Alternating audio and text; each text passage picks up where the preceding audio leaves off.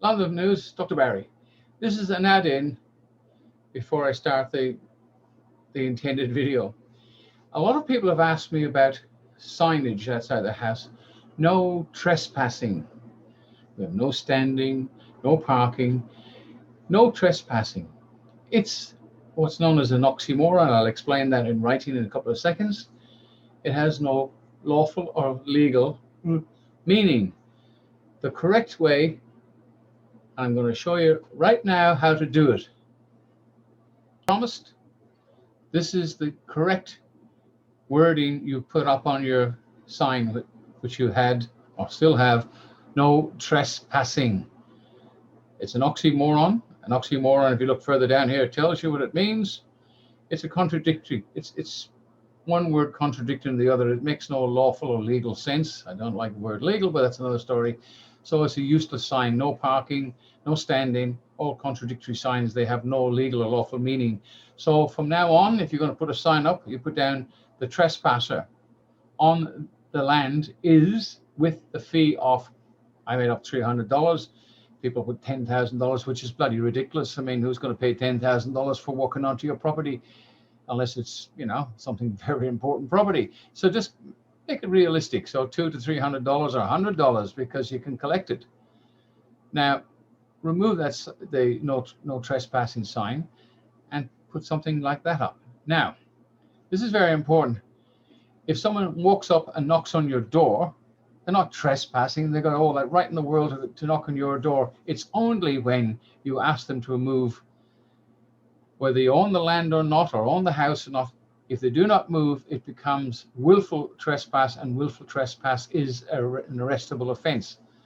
So you've asked them to leave, and if you repeat it 3 times, because everything is in threes, as we've probably noticed, on the 3rd time, it then is an arrestable offense. So put the sign up, trespassing, as you see here, and you can then, in the private capacity, you can send them a bill for that, whatever money you want to put down. Keep it reasonable, and you can take them to court on that. Well, now, something else that came to my attention today that I think is very important. I've met a couple of people who have been misled by a number of people spreading information, right? Telling people to hand in their driving licenses, don't pay their bills, don't pay your rates. Look, there's a hunger for knowledge out there, and a lot of people are learning every day that there's something, the system is corrupt, and they're waking up to the fact, and they've been misled by these galahs. There's one guy who's apparently his name starts with A, Alpha. I won't mention any name because it's not fair. Even if he is misleading people, don't be misled. Do not hand in your driving license. Do not stop paying your rates, even if they are unlawful or illegal, whatever the case may be, because these guys will land you in an enormous mess. Hand your driving license in. You've got no insurance. You could end up in jail. Don't do it.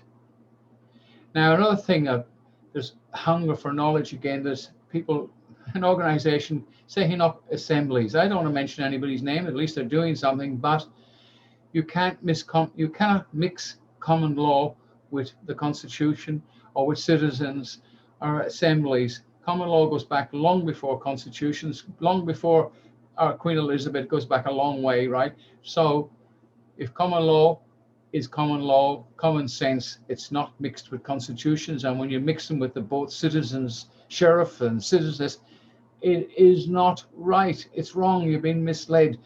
So give it away. Anyway, let's go outside now into the garden, and I'll continue where I intended to start. Anyway, thanks for watching, guys. Let's go outside and continue the show. Bye for now. Dr. Barry, London News, and it's good news for a change and a little bit of other stuff at the end. The UK Common Law Court has really succeeded. It's been going for 4 years, and now they've got over 10,000 peace constables. They intend to call them constables over here. That may not go down too well here. They'd have to be sheriffs, otherwise we might upset people. Anyhow, these peace constables have already done some really good work. They've got people who are in quarantine, used their authority and had them removed from unlawful quarantine. Now, John also tells me that they're going to have a new website up and running in the next day or two. It should be up. As soon as it's completed, we'll see it. And he himself, that is John Smith, will be on this channel to let us know what's actually happening. So that's something to look forward to. Now, this whole idea of having a quick chat today was about finger pointing. That way or that way. If you point your finger at somebody, remember there are 3 fingers pointing back at you. What does that mean? And why the fingerprinting? Well, when they promote somebody and give them what's known as an ad hoc. Ad hoc means now and then, or it's got a few meanings. Look it up on Google it. Make somebody who is not a professor by bestowing upon them this title and giving them authority that really a professor would have if it were a real professor. But they've done that here in Victoria, of course, as a private corporation, owned and controlled by the Democrats. They can do what they like. When I say that, the Strong City Corporation, they put the police, part of the police force in there as well under the public order.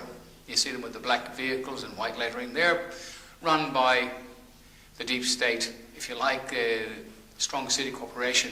Now, why do we have these organizations?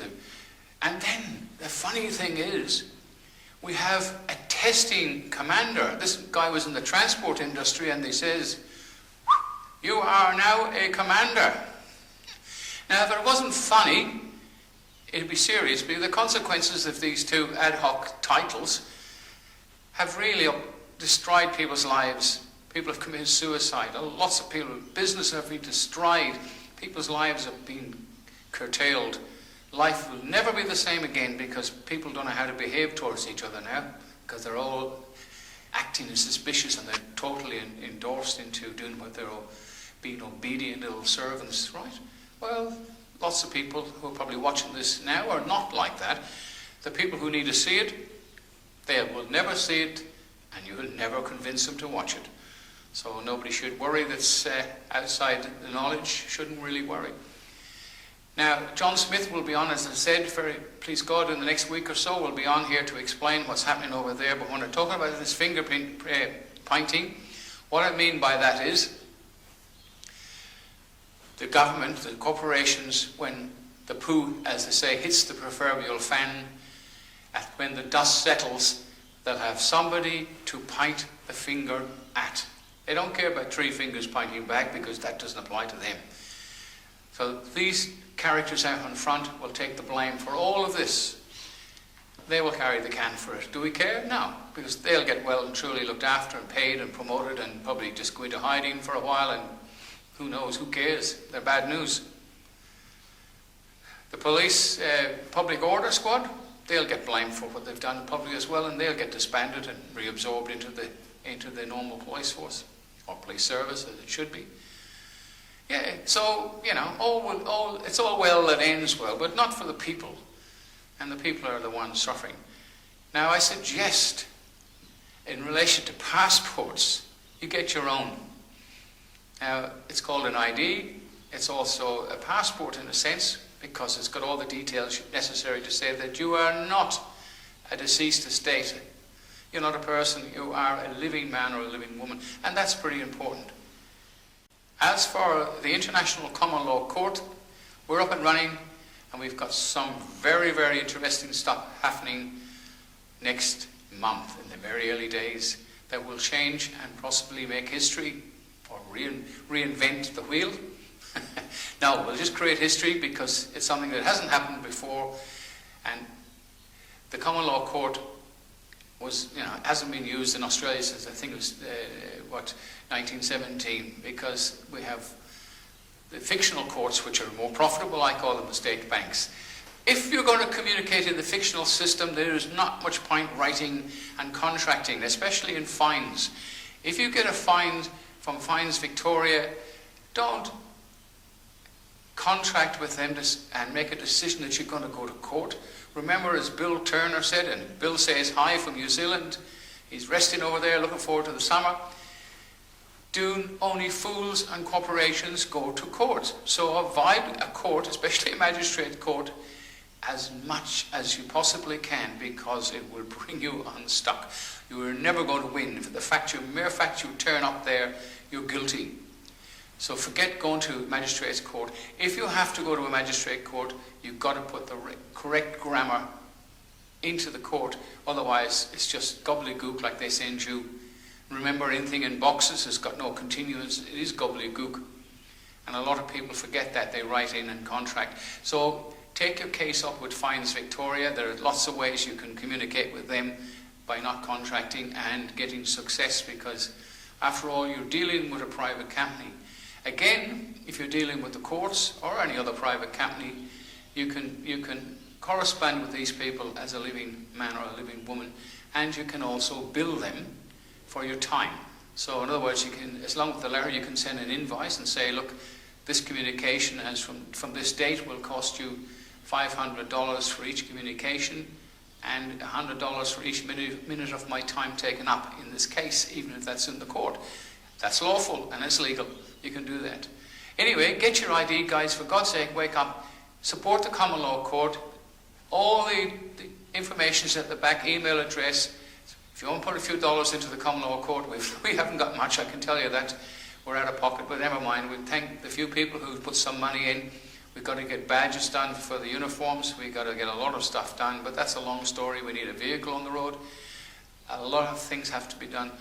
And don't forget to look up at the new Common Law Court in the UK, commonlawcourt.com. It'll be the new website. It should be up very shortly, maybe this week. It may be up tomorrow. That's up to John. They're working on it very hard over there. Things are changing fast.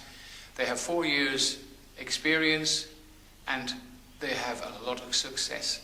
Anyway, a lot of news signing off. If you do need to contact me, please keep the email to 1 or 2 words. If you want an ID, just the name, address, and the usual date of birth and a photograph. You don't need much more. And you want to make a little donation to the, not to the Common Law Court, do that. The address is on the back there as well. Anyway, bye for now, and I hope this little short video brings you up to date. And remember, John Smith will be on here very shortly, and that will give you all the information from the Common Law Court UK. Bye for now, guys.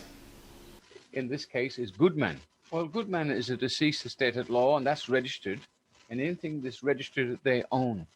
So they own, that's your birth certificate. That's the straw man. All these fancy words for a deceased estate at law.